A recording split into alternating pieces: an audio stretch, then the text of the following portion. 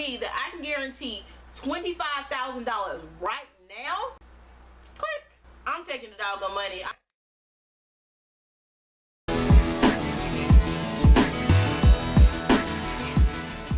What's up, everybody? I'm absolutely Aisha, and thank you for tuning into my Big Brother 19 recap series. I can't really say I'm a super fan because I'm not paying that $26 for the lives, but I'm a big fan. I watch the show every summer, and I'm super excited that it's back.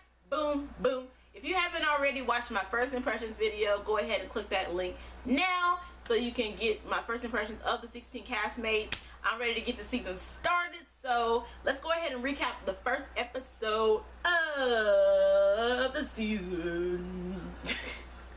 Okay, I'm being silly. So this summer, as Julie announced, this is going to be the summer of temptation. So I'm expecting a whole lot of twists this season, as far as, you know, what kinds of things they kind of throw out, because this first episode was already full of so many twists. Julie announced that there would be 3 temptation twists this show. It was power, money, and safety, and I expect those kinds of twists to be thrown in there throughout the entire season. So we kicked off at the very start of the show with a competition for $25,000. The first person to press the button would win $25,000 automatically. But the catch was that a twist would be unleashed within the house on not only the house but on them as well. You mean to tell me that I can guarantee $25,000 right now? Click. I'm taking the doggone money. I don't care what happens to the house. Even if I get kicked off at that very moment, I know I got some money. I'm gonna be like. So Kevin was the one that ended up locking in his first, and as the old guy, I would have took it anyway because the old guy usually goes home first. So I think that was smart on his part. The twist that it ended up unlocking was Kevin could not compete in the first HOH, and I was like, who cares? I got 25 grand. But also Paul ended up coming back into the house from last season. Now Paul, can't even lie, I wasn't rooting for him at the beginning of the season, but toward the end I really thought that he deserved to win, but he ended up coming runner up to Nicole. So I mean, I don't know how to feel about Paul being back, just because I wasn't like a huge fan of his personality, but I think he's a strong game player and they should be scared at this point. Okay, so after that, Paul was also given the power to hand out 8 friendship bracelets to 8 contestants to keep them safe. The other half of the house was forced to compete to see whether or not they would be safe or be on the block to go home the very first day. And as we all know, if you watch Big Brother, people who leave the first day or the first week are always forgotten. So who was going to be the forgotten contestant? So Paul goes in a room, all 16 contestants come in to plead their case, and everybody had different types of strategy. Raven, the cute little girl with the pigtails, decided to come in and seduce Paul. You know you want to keep me in the house, right? And then I think Jessica came in with like a cheese sandwich. But the most awkward date of the night, I'm calling them days, the most awkward was Cody. Cody just sat there like stoically, like he was not about to budge and kiss Paulie's behind, which I kind of respected him for. So Paul came up with the fair strategy that he could in his mind. He chose 4 boys, 4 girls, but it's kind of a double-edged sword, because on one hand, the people that you save are going to be like, okay, Paul, you found a little bit of favor in my eyes, but the other people are going to be like, why didn't you pick me, even though this is the first week? You know how people take stuff personal. He ended up saving Elena, Ramsey, Dominique, Kevin, Raven, Jessica, Jason, and Johnny Bravo. I don't know his name. The rest of the house was forced to compete to see who would be safe for the week. Next comes the safety twist. During the competition, it was kind of like an endurance comp like they usually do, which usually aren't my favorite to watch just because they're just like sitting there. But this competition was different because they could decide to get off and select an apple. If they chose a poison apple, they were automatically put up on the block, and if they chose a normal apple, then they were safe.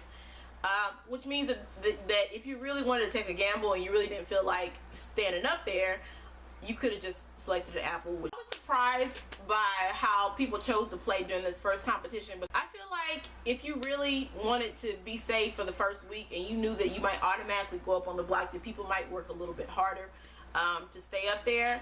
But some people didn't. Christmas was like, I don't want to be a big threat, so I'm going to jump off early, and she ended up choosing a poison apple. Cameron was thinking the same way and chose the poison apple as well. So I'm not sure. Jillian also was the first one to get off because she had thought she figured the clue out, and she also went up on the block. So I was surprised surprised by how many people just decided to just throw this competition and give it up. But I guess that's what people decided to do. So Cody and Alex, the little Asian girl, she ended up being the last two up on the ropes. And Cody calls himself trying to use psychological warfare. And I kind of felt offended because I feel like he only thought he could do that because she was a girl and thought he could get over on her. But he was like, I can't remember what he said, but basically he was trying to just get her to give up. No, he tried to guarantee her safety. That's what it was. He tried to guarantee her safety. And she was like, no offense, but you can eat shit. Basically, she was like, I don't need no man to save me. I'm good. I can do this on my own. Actually, she should have just let the man save her because she ended up falling off.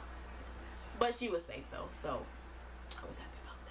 And now we've got Cameron, Christmas, and Jillian on the block. So finally, we get into the power twist.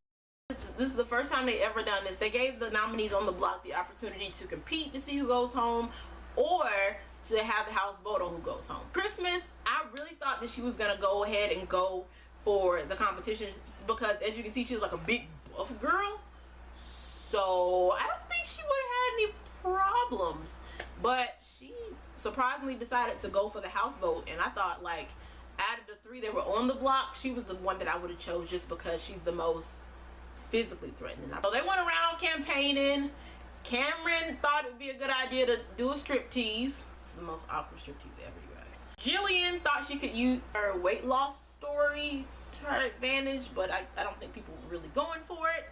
And Christmas, I don't know what she did, to be honest, because they didn't really show it. In the end, Cameron, the nerdy super fan, was the one that ended up going home. Still to this moment puzzled about how Christmas avoided not going home. I wish they would have showed that, but a couple of you guys probably already know it on the live. So if you know, let me know in the comments.